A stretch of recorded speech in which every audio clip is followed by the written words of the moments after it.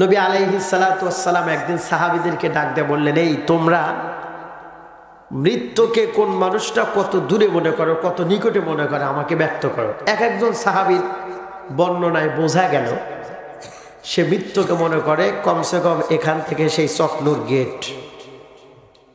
আর একজন সাহাবীকে জিগাইল, তুমি মৃত্যু কত দূরে মনে করো? তার বর্ণনায় বোঝা গেল যে আপাতত পাঙ্গাসি বাজার। এইভাবে যাইতে যাইতে এক একজন পুরা ঢাকা পর্যন্ত গেছে, মৃত্যুকে এত দূরে মনে করে। শেষ মুহূর্তে আল্লাহ রাসূল বয়ান দিলেন, শোনো, আমি পয়গম্বর আমার মৃত্যুকে কত নিকটে মনে করি, চোখের পাতা ফেললে তুলতে পারবো কিনা, একবার শ্বাস ফেললে প্রশ্বাস তুলতে পারবো কিনা, একটা কদম তুললে আর এক কদম ফেলতে পারবো কিনা, ডান দিকে সালাম ফিরাইলে বাম দিকে ফেরাইতে পারবো কিনা, হয়তোবা এর মধ্যেই মৃত্যু আমাকে অ্যাটাক করে নিয়ে যেতে পারে। সাহাবায়ে কেরাম রাদিয়াল্লাহু তাআলা আনহুম ওয়া রাযু আনহু ওই সময় দেখলো সর্বনাশ।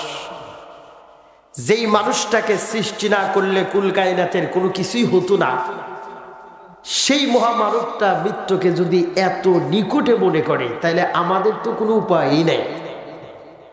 সেইখান থেকে হযরতে সাহাবায়ে কেরাম রাদিয়াল্লাহু তাআলা আনহুম ওয়া রাযু আনহু মৃত্যুকে এত নিকটে মনে করেছে, যার নিকটে আর কোনো কিছুই মনে করে নাই।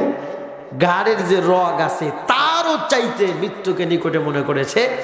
এইটাকে জীবনের বাঁকে বাঁকে ফাঁকে ফাঁকে সিটিং করে তারা জীবনকে পরিচালনা করছে, যার কারণে তাদের জীবনে কোনো নয় ছয় পাওয়া যায় না।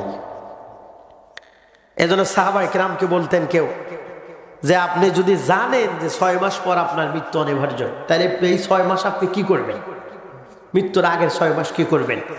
তারা আল্লাহর কসম খায়া কইছেন, আল্লাহর কসম, সারা জীবন যে আমলগুলো করছি, মৃত্যুর আগের এই অল্প সময় 6 মাসটা ওই পরিমাণ আমলই করব, চুল পরিমাণ আমল বাড়ায়ও দিব না, কমায়ও দিব না। সুবহানাল্লাহ। আর আমাদের যে কাউকে যদি বলা হয় যে মৃত্যু 6 মাস না 6 বছর পর, তাহলে এই 6 বছর আমরা কি আমল করব? আমি আমার কথাই বলবো, জীবনের 9 তো কম হয় নাই। তাহলে এই বাকি 6 বছর আমি কি করব? বাসায়ও না গিয়ে ডাইরেক্ট মসজিদে ঢুকে যায় নামাজ একটা নিয়ে সাইড একটা দখল করে সেজদা দিয়ে যায় নামাজ ক্ষয় করে বানাবো, বড় বড় গোটাওয়ালা তসবি টিপে একবার শেষ করে দেবো। কারণ মৃত্যুর আগের এই 6 বছর আপাতত কোনো কাজ করবো না। সাহাবায়ে কেরাম রাদিয়াল্লাহু তাআলা আনহু একজন বাজারে যাইতে গেলে আর একজন ধইরা জিজ্ঞাসা, ভাই কই যাও? কয় বাজারে। কয় বাজারে যাওয়ার পরে দেখব সবচাইতে বাজারের বড় মার্কেট, বড় দোকানে মৃত্যু এটা কিনতে পাওয়া যায় কিনে। যদি কিনতে পাওয়া যায়, জীবনে কষ্ট অর্জিত সম্পদ সবগুলো দিয়া মৃত্যুরে কিনে এইটার সাথে আলিঙ্গন করে মইরা দাও। এটা সাহাবায়ে কেরামের জীবন। কারণ জীবনকে এত সুন্দর সাজাইছে, তারা মৃত্যুর অপেক্ষায় থাকছে। নবীজি বলেন, তুহফাতুল মুমিনুল মাউত, মৃত্যু হলো প্রকৃতপক্ষে ইমানদার যে তার জন্য হাদিয়া স্বরূপ। একজন আর একজনের হাদিয়া দিলে খুশি হয় না? এজন্য সাহাবায়ে কেরাম মার্কেটে খুঁজছে যে মৃত্যু কিনা পাওয়া যায় কিনা। আর আমাদের অবস্থা, মইরা যাইবার রইছে, কিডনি পয়সা গেছে, প্যারালাইসিস ধরছে, ডাক্তার আলটিমেটাম দিছে যে 1 মাস বাঁচবি কিনা। এরপরেও আত্মীয় স্বজন দেখতে যে হাত ধরা কাম দিয়ে কয়, ভাই আমার সন্তানগুলো আর একবার মাদ্রাজে নিয়ে যেতে, মাদ্রাজে গেলেই মাদ্রাজের চিকিৎসায় আমি ভালো হয়ে যাব। দেখছেন, তার মানে কি পরিমাণ নয় ছয়, যে মৃত্যুর কথা শুনলেই আতঙ্কে ভয়ে থরথর করে কাঁপে। এত সহজে মরা যাবে না, মরলেই তো শুরু হয়ে যাবে। এটা হলো আমাদের অবস্থা। কিন্তু মৃত্যুর হাত থেকে কি কেউ বাঁচতে পারছে? কেউ পারবে কি নিজেকে বাঁচাতে? আল্লাহ বলেন, আইনামা তাকুনু ইদরিকুমুল মাউত ওয়ালাউ কুনতুম ফি বুরুজিম মুশাইয়াদা। যেখানেই থাকো, যেভাবেই থাকো, মৃত্যু তোমার সাথে টাইম টু টাইম আলিঙ্গন করবে। এমনকি আকাশের জমিনে গিয়া লোহা দিয়া ঘর বানায় নিজেকে আত্মগোপন করে রাখলেও মৃত্যু সেখানেই তোমাকে ধরবে। এর হাত থেকে যেমন কেউ নিজেকে বাঁচাতে পারে নাই, তুমিও পারবে না। ইম্পসিবল। মরাইলে মুসলমান ভাইরা আমার, বন্ধুগণ আমার, কথাগুলি ভালো করে বুঝবেন। এতক্ষণ বয়ান দ্বারা বোঝা গেল মৃত্যু আমাদের সাথে সব সময় লেগে আছে, যে কোনো মুহূর্তে মৃত্যু ধরে ফেলবে। জন্মের পর থেকে আমাদের বয়স বাড়ে না। জন্মের পর থেকে নির্ধারিত যে বয়স আল্লাহ পাক পাঠাইছে সেই বয়স থেকে বয়স কমে কমে কমে কমতে কমতে এক সময় আমাদের জীবন প্রদীপ নিভে যাবে। তো জীবন প্রদীপটা নিভে যাবে আমাদের দুই ভাগে। এক ভাগ হলো যারা ইমানদার, আল্লাহওয়ালা, নামাজ পড়ছে, রোজা রাখছে, আল্লাহ রাসূলকে মানছে, উলামায়ে কেরামকে মানছে, তাদের মৃত্যুর ধরনটা হবে এক। আর যারা নামাজ পড়ে নাই, রোজা রাখে নাই, আল্লাহ রাসূল এবং পয়গম্বরদেরকে মানে নাই, তাদের মৃত্যুর ধরনটা হবে এক। পয়গম্বর আরাবিয়ান বলে একজন বেনামাজির জান যখন বের হবে ওই সময় কি পরিমাণ কষ্ট হবে। একটা জিন্দা ছাগললে ধইরা গাছের সাথে ঝুলায়া চাকুবিহীন তার শরীর থেকে চামড়াগুলো টাইনা টাইনা পুরা টাইনা টাইনা আলাদা করে খসায় ফেললে যেই পরিমাণ কষ্ট হয়, ওই পরিমাণ কষ্ট একবার দুইবার নয়, ৭০ বার কষ্ট এক জায়গায় করার পরে যেই কষ্ট হয়, একজন বেঈমানামাজি আর বেঈমানদারের জান বের হতে তার চাইতেও বেশি কষ্ট হয়।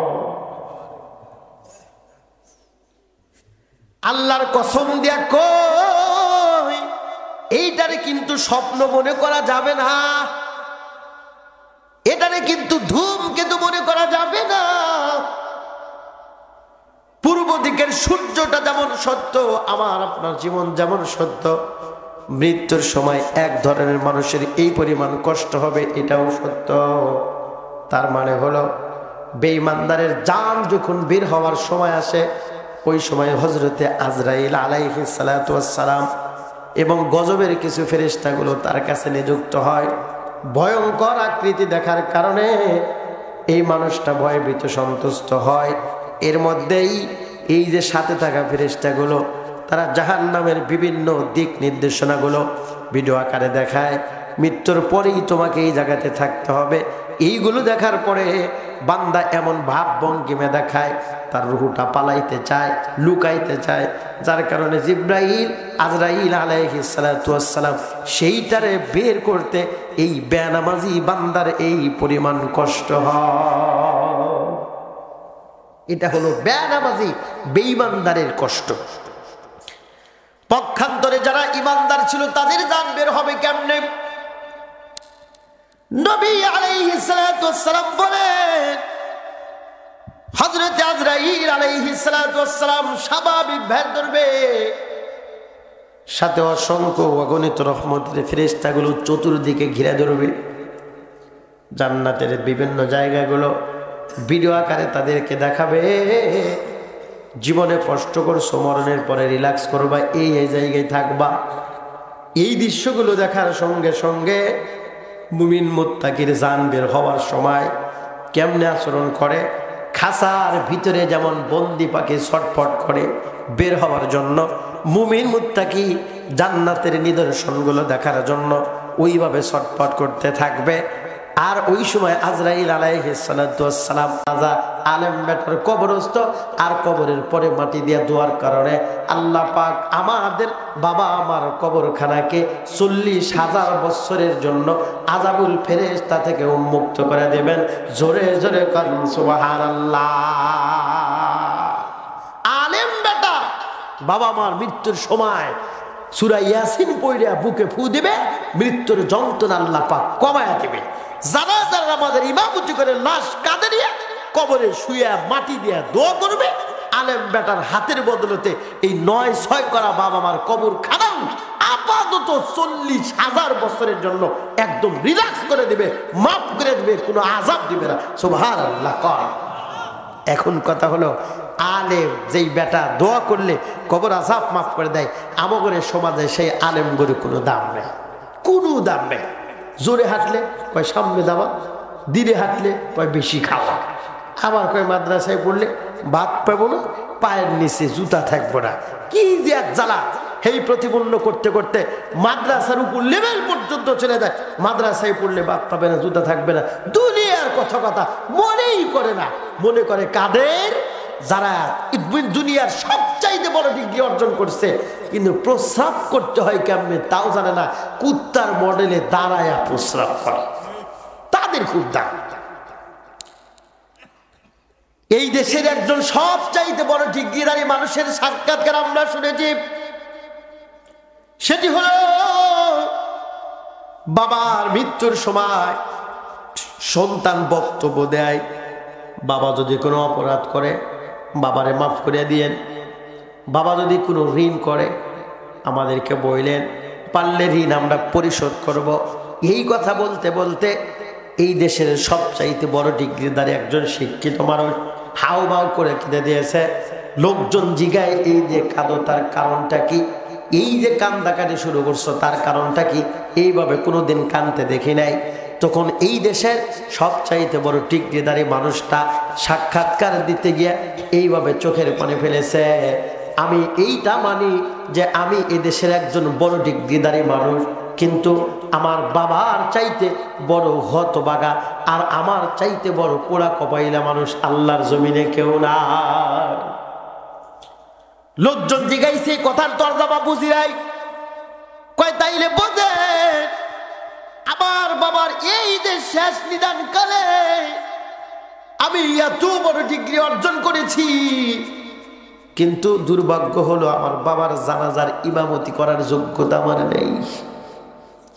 কেমনে করে নামাজ পড়ায় আমি জীবনেও জানি না, ঈদের নামাজ পড়ি না জানাজার নামাজ পড়ি আমি তাও বুঝি না, বাবার জন্য দোয়া করব তাও বুঝি না। 3 থেকে শুরু করে 35 বছর পর্যন্ত শিক্ষানবিষ্কার চালাইছি, এই যে 3 থেকে শুরু করে 35 বছরের মধ্যে কোনোদিনও বাবার জানাজার এই সিলেবাসটা আমাদেরকে শিক্ষা দেওয়া হয় নাই। সুতরাং জানি না ইমাম হুজুরের সামনে দিছে হুজুর নামাজ পড়া, আর দেশের সবচাইতে বড় ডিগ্রিধারী সন্তানটা পিছনে জানাজার নামাজের লাইনের মধ্যে দাঁড়ায় আছে, হুজুরে দোয়া কয়, দেশের সব মানুষগুলো দোয়া কয়, কিন্তু ডিগ্রিধারী সন্তানটা দোয়া পারে না, বোবার মতো দাঁড়ায় রয়।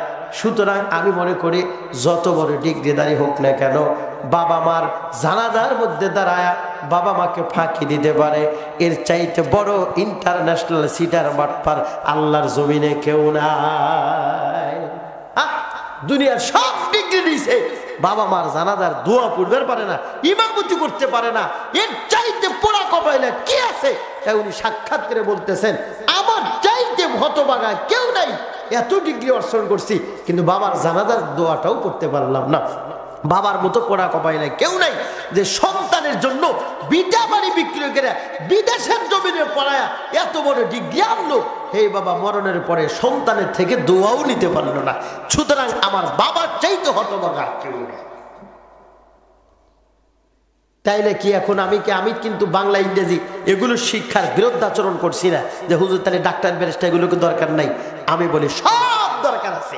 সেটি হলো সকালবেলা যদি রসুন খান খালি পেটে, সারাদিন পোলাও করবো আঙ্গুর বেদনা যাই মারেন, মাঝে মাঝে ঢেক ছাড়লে কোনটা বের হয়, সব ফেল হয়, রসুন বের হয়, তার কারণ খালি পেটে যে মারছেন।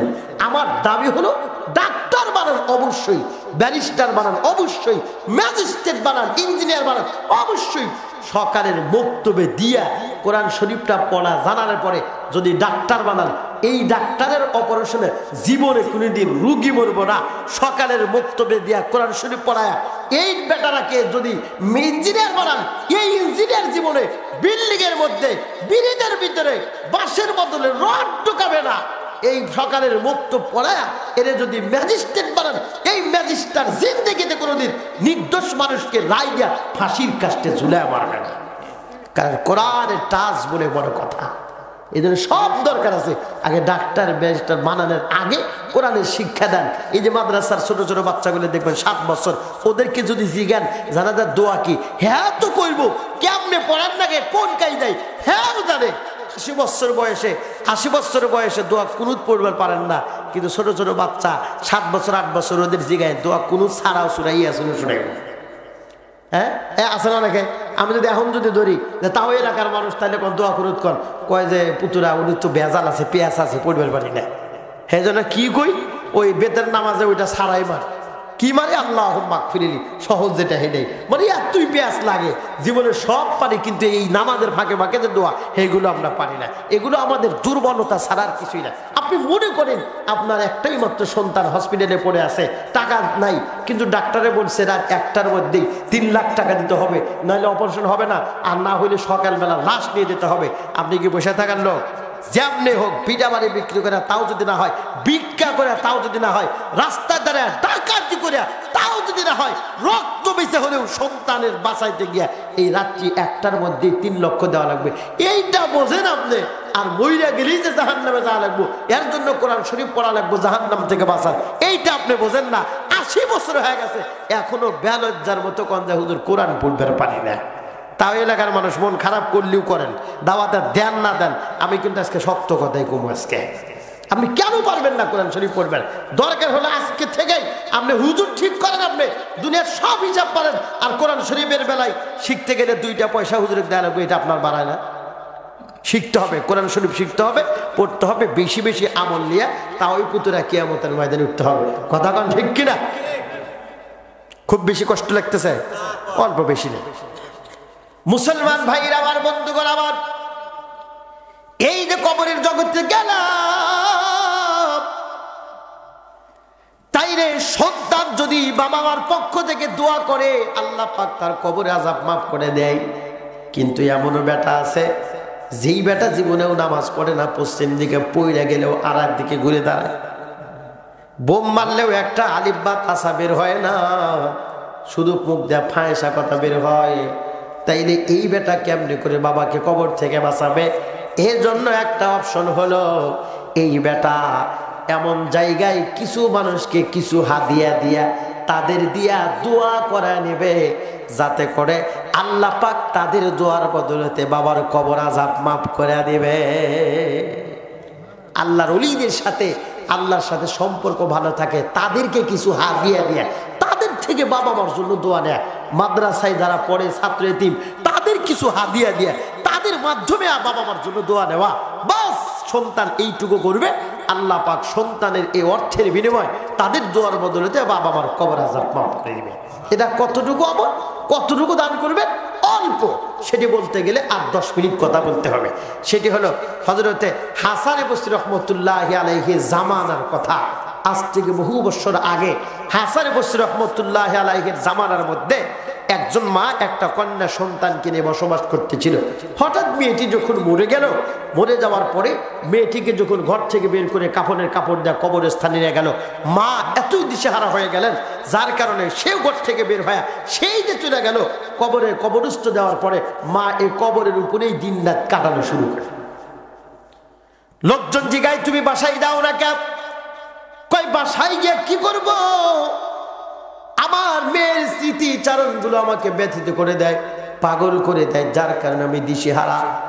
এজন্য মা ডাক দেয়, আমি আর বাসায় যাব না, যেই বাসায় আমার মেয়ে থাকে না, আমার মেয়ে যেই কবরের মধ্যে থাকে, আমি মা যতদিন বেঁচে থাকবো সারা জীবনটা এই কবরের পাশে, মৃত্যুর আগ পর্যন্ত এখানেই কাটায়া দিব। আল্লাহু আকবার। এত সুন্দর কথা। মেয়ে মরে গেছে, বাকি জীবন আর বাসায় গিয়ে কি করব? মরা মেয়ের কবরের পাশেই কাটায় জীবনটা শেষ করে দিব। এই কথাটা এত সুন্দর ডায়লগ, অমূল্য একটা দামি কথাটা মা সারা পৃথিবীর অন্য কারো সাথে মানায় না, কারো মুখে মানায় না। কার কথা বলবেন আপনি?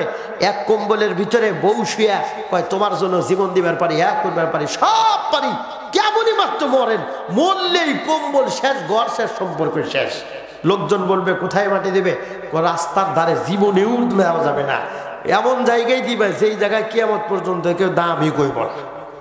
দেখছেন, কিছুক্ষণ আগে কম্বলে জীবন দিবে, হ্যাঁ করবো, মরার সাথে সাথে কয় রাস্তার ধারে মাটি দেওয়া যাবো না, ওই বাজারের নাচে দেওয়া দেও। একজনে মরে গেছে, এখন কাপড়ের কাপড় পেঁচাইতে একটু বেশি হয়ে গেছে, ইমাম ফতুয়া দিছে অতিরিক্ত কাপড় কবরে দেওয়ার কোনো দরকার নেই, কেটে দাও। হ্যাঁ বউ ব্লাউজ বানায় পড়ুক গা। এই মহিলা আবার শুনছে, কয় হুজুর খবরদার, ওই ভূতলা মানুষের কাপড় দিয়ে ব্লাউজ বানানোর দরকার নাই, দরকার হলে ছায়া চিন্তা কাপড় দিয়ে হেইটে দিয়ে ব্লাউজ বানানো। দেখছেন, মরার সাথে সাথে বলে ভূত হয়ে গেছে। আয় হায় রে সম্পর্ক। এক চাচা মরছে, চাচি দেয় তাল গাছের বিশাল পাতা কাইটিয়া একটা পাখা বানায় 3 দিনের দিন যা বাতাস করা শুরু করেছে। এলাকার মানুষ লোকজন কয়, হাই রে ভক্ত দেখছি জীবনে, স্বামী ভক্ত এর মতো কাউকে দেখি নেই। কি পরিমাণ সেবা করছে যে মরার পরেও কবরে বাতাস দেওয়া শুরু করছে। এখন সাক্ষাৎকার নেওয়ার জন্য লোকজন গেছে, রাজি গেছে, চাচি তুমি স্বামীকে এই পরিমাণ মহব্বত করছো যে মরার পরেও বাতাস দাও। কয় আরে না, মসজিদের ইমাম হুজুর ফতোয়া দিছে যে স্বামী মরার পরে নাকি কবরের মাটি না শুকানো পর্যন্ত দ্বিতীয় বিয়া করা যাবে না, এই জন্য কবরের মাটি বাতাস দিয়ে শুকানোর কাছে আছে। দেখছা, এটা হলো আমাদের সম্পর্ক। এই স্বামী স্ত্রীর মুখে এটা মানায় না যে বউ মরে গেছে বা স্বামী মরে গেছে বাকি জীবন ঘরে থেকে কি করবো, এখানেই না। এই কথাটা শুধুমাত্র কেবলমাত্র মায়ের মুখেই মানায়। যেই মা সন্তানের কিডনি নষ্ট হয়ে গেছে, নিজের কিডনি দিয়া সন্তানকে বাঁচাইয়া দিয়া মা মইরা গেছে। যেই মা সন্তান খারাপ জেলখানায় ঢুকছে, মা নিজের শেষ সম্পদ বিটা বিক্রি করেও সন্তানকে জেলখানা থেকে বের করা, বাকি জীবন অন্যের জায়গায় কাটা মইরা গেছে। এই মায়ের মুখে মানায়, অন্য কারো মুখে মানায়। সন্তান দুপুরবেলা খারাপ ভাষা ব্যবহার করে, দুপুরবেলা মায়ের লোক বেয়াদবি কইরা বাসা থেকে বের হয়ে গেছে, এই অবাধ্য সন্তানের জন্য মা রাত্রিবেলা খাবারও বানাইছে। মাগরিবের পর থেকে স্বামীরে ডাক দেওয়া, কয় স্বামী যান, কই আমার সন্তান দুপুরবেলা না খেয়ে গেছে, কোথায় আছে ধরে নিয়ে আস। এই মা অবাধ্য সন্তানের জন্য খাবার রেডি কইরা খাঁচার ভিতরে পাখি যেমন ছটপট করে, একবার জানালার পাশে দাঁড়া, কই আমার কলিজার টুকরা সন্তান আইছে নি। আবার দরজার সামনে দাঁড়ায়, দুনিয়ার সব মানুষ ঘুমায়া যায়, শুধুমাত্র মা অবাধ্য সন্তানের অপেক্ষায় রয়। বহুত রাত্রিতে সন্তান যেই মাত্র ডাক দিছে মা কিংবা আওয়াজ দিছে, মা অবাধ্য সন্তানের সব আচরণগুলো ভইলা বুকের মধ্যে টেনে নিয়া নিজের হাত দেয়া খাবার খাওয়ায়।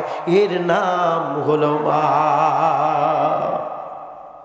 মা নামটি ছোট্টয়তে জেনে রেখো ভাই, মায়ের মতো আপন কেহ দুনিয়াতে নাই। বিদেশেতে গিয়ে যার ছেলে মরে যায়, পশু পাখি জানার আগে জানে দুখুনি মায়। আল্লাহর জমিনের ভিতরে মায়ের মতো আপন কেউ নাই।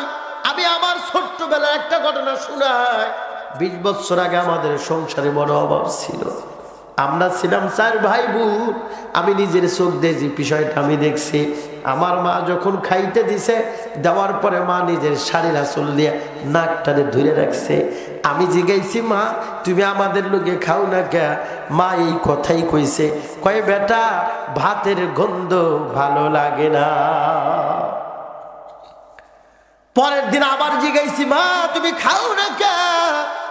কয় বেটা আমার ভাতের গন্ধ ভালো লাগে না। আবার পরের দিন জিজ্ঞাসি, মা তুমি চিকিৎসা নাও না কে?